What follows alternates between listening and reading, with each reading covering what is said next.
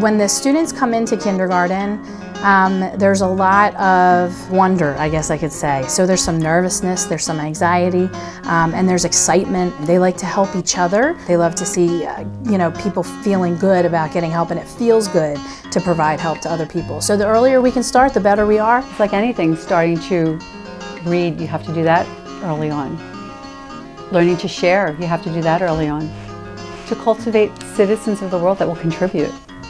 And the earlier you start, the stronger the citizens will be. We talk about them being a community here at the Kindergarten Center, and that working together, even though a job might be daunting, that if we work together and we try our best, little by little we can get that job done. We're really promoting kindness in the school, teaching the children how to help others.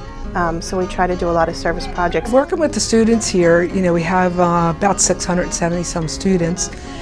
And as school was just beginning, we heard about the hurricanes down in the Texas area. So Miss Gibson came to me and said she wanted to do something with our students to have them give back to the community, and she came up with the idea of Hurricane Helpers. We've done this before for Haiti when they had the earthquake.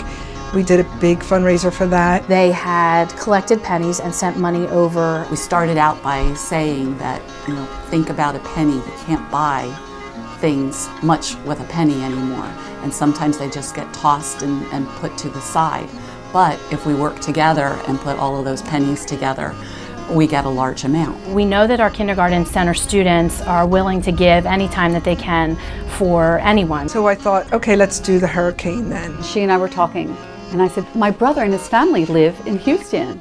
And we were like, wow, this could be a possibility, because she really wanted to make it personal for our students. I wanted to get a direct connection from someone in our neighborhood that knew someone in the Houston area. And this was a connection through that family member that was able to hook us up with someone at Kingswood High School. It looked like almost the whole school was underwater. They couldn't start school for many weeks. Everything was ruined. The football fields, the books, all the equipment. It was really sad. So it was put forward to us being Hurricane Helpers. Can we show the boys and girls that in a disaster, good things can happen? We start with pennies.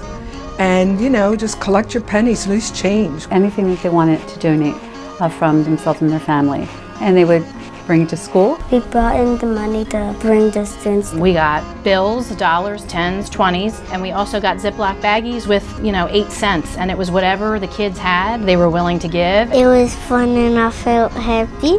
Give them money so they could buy books. We did it for 2 weeks, and we got a couple $100. We were able to raise $531 as a building, and our home and school matched that to get us to $1,000 donations. Our entire student population, we all met down in the gymnasium, and we did a live Skype with a group of students there. And our students asked them some questions. I was nervous, but I was kind of excited. I was both.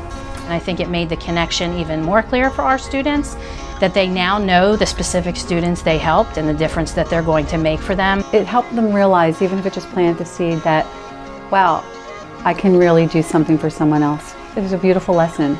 I know that the fundraiser was, with the hurricane help, was a little bit different.